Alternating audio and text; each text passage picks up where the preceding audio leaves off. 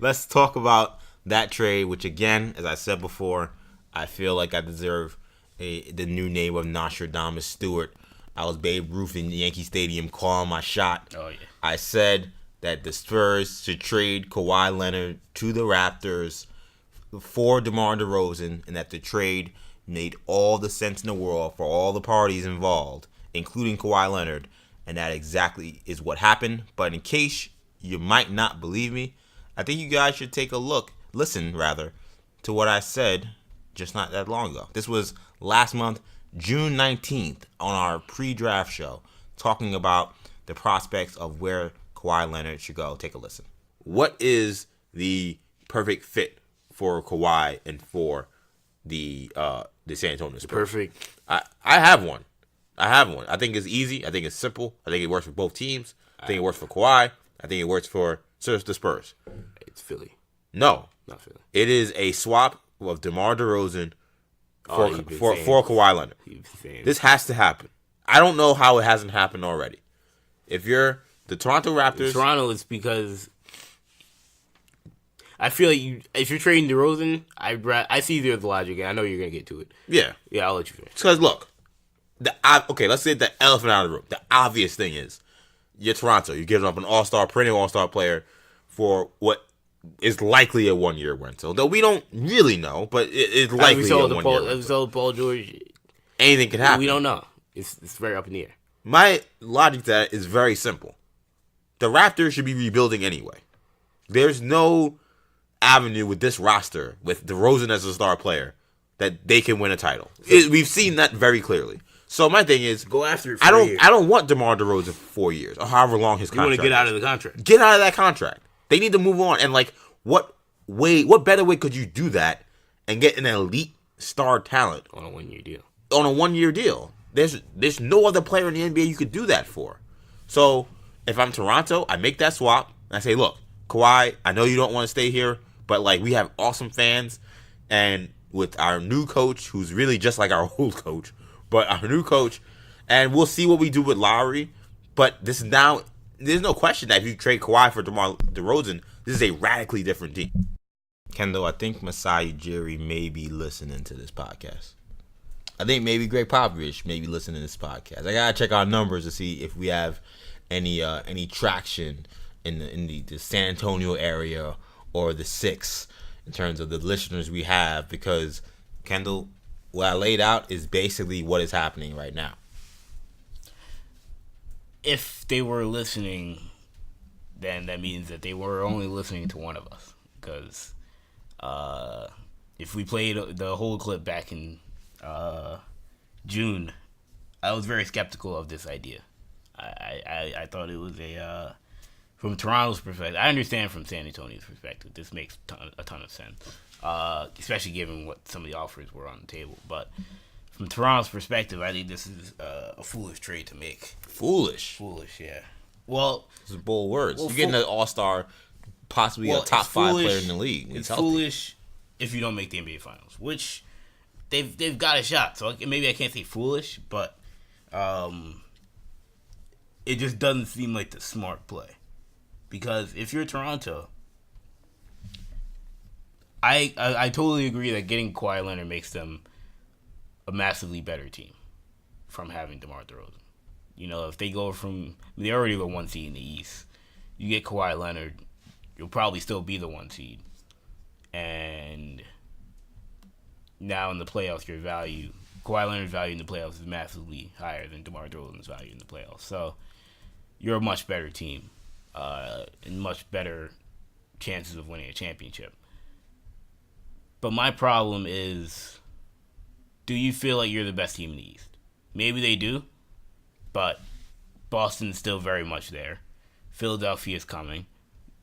Milwaukee still may have the best player in the Eastern Conference for all we know, depending on how Greek Freak develops next year. Although I would say the Greek Freak that we saw versus prime Kawhi Leonard, I'll take Kawhi Leonard.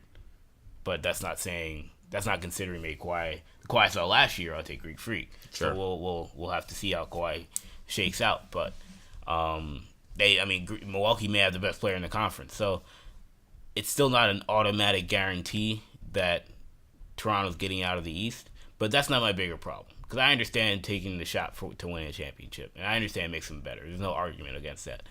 My argument is that when you look at the best rebuilds, because I agree with your theory that Toronto's better off rebuilding. Running it back with DeRozan and these clowns, we'll call them clowns. DeRozan and these players wasn't gonna win them a championship. I think we all knew that. Maybe they could have gotten to the finals if they got lucky, some injuries, some good tips here or there, some good balls, but they weren't beating Golden State. They weren't beating Houston. Probably wouldn't beat the Lakers because they're scared of LeBron. So what was the sense in running it back? My problem is that if you're going to blow it up, you don't blow it up for a guy as a one-year rental in hopes that he comes back. You blow it up in the way the Celtics blew it up. Remember, EJ, I'm a Celtics fan, obviously, in I want to say it was 2012, or 2013, rather. We had the chance to blow up the big three that won the championship, the KG Paul Pierce team. Danny Ainge always says, look, he was part of the Larry Bird team. He said, we made a mistake holding on to the old guys too long, and that's why the Celtics were bad for 10 years in the 90s.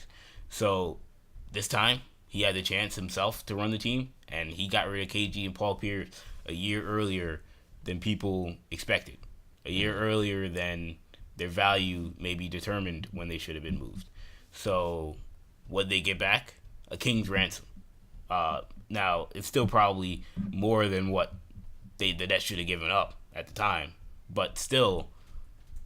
And I mean, even me as a Celtics fan, and most people thought the Nets won the trade, at the time. So, the way I look at it, the reason the Celtics have had this rebuild that they've had now, one, Brad Stevens, but two, it's the assets that they got back from the Brooklyn Nets to get rid of KG and Paul Pierce.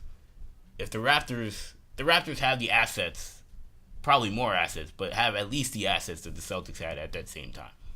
Aging superstars who could still play and still very much contribute to any playoff team. So if you're the Raptors, now teams aren't going to get swindled like the Brooklyn Nets. Mm-hmm. So it's fair to say you're not getting 3 first-round picks, 5 first-round picks if you count the pick swaps. That's not going to happen. But can you at least start your rebuild off on a really good start? I mean, I would have rather traded DeMar DeRozan to Philly. Now, Philly's a division rival, so you're taking all that consideration, obviously. But I would have rather traded him to Philly for the number 10 pick. Would Philly have done that? I would have done that if I were Philly. I'd rather have DeMar DeRozan than Zaire Smith. So definitely, I'm sure they definitely would. And then you could have drafted Shai Gilgeous-Alexander or somebody. Now you got your Canadian point guard of the future. Apparently, they were super high on him from what we had heard before the draft. You could have traded Lowry for another first-round pick. Could have traded Lowry for some other good young player in the league. And now maybe you could have traded these guys for picks. Now you've got assets. You already have Anunoby. You already have Fred VanVleet. So my problem is, why do this for a guy that's going to leave in a year, more than likely, and now you're starting from nearly ground zero? Because now you're going to be a bad team. Well, you're going to be good. So you're going to have a late first-round pick, no Kawhi Leonard, and you're going to be saying, look, OG's our guy. He's the franchise player now. And now you're subjecting the city of Toronto to absolute misery for 3-4 years. When they could have been bad this year, maybe tanked to get maybe the greatest future Canadian basketball player of all time in R.J. Barrett, the greatest Canadian basketball prospect of all time, I'll say that, in R.J. Barrett. And now the Raptors are right back. And now they're looking like maybe where the Celtics are being, or maybe where the Philadelphia 76ers are. Instead, look, they have 1 year to get it done. But if they don't, Masai Ujiri is going to be out of a job. You make all valid points. So many that it's impossible to get to all of them. But just in terms of attacking why I think this is the way to go, as opposed to the pieces of trying to maybe trade this guy for one trade, trade this guy for another trade. And I think you kind of I think you knew what I was going to say. You kind of jumped to the shark and got ahead of the argument.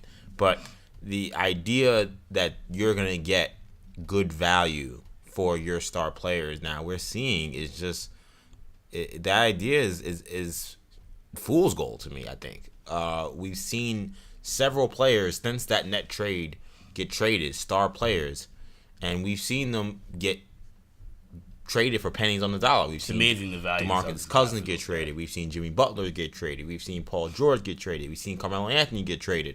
We've seen several of these scenarios. My thing is, if you're the Raptors, I don't know, like in trying to make that rebuild and go with that fire sale, I just don't know. I think when you talk about you're going to start from zero after this year, Kawhi leaves, I think you might be starting from close to zero anyway. We both agree that a rebuild in Toronto is necessary. But you agree that you probably could have gotten a lottery pick in this year's draft. For DeRozan, definitely. You might have been able to get one for Lowry. Possibly.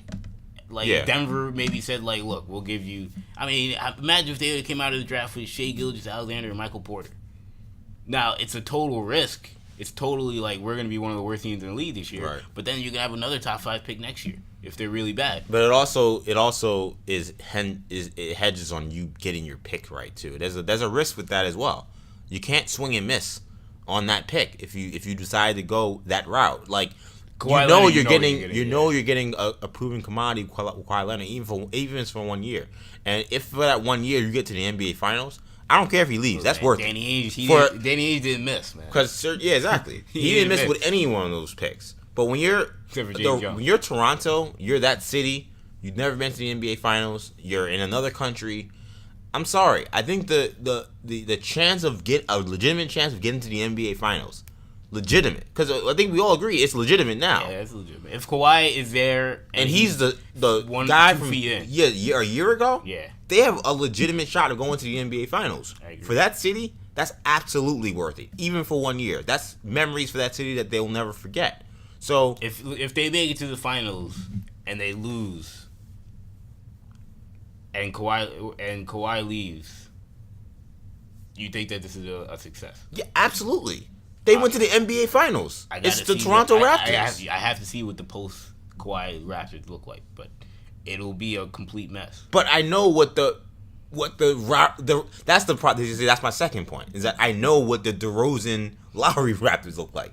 They're a second round exit. And we're all about that. So when I see what the post DeRozan Raptors look like, I don't really care. Well, but couldn't the RJ Barrett Raptors look pretty good in 2 years? They may still look really good.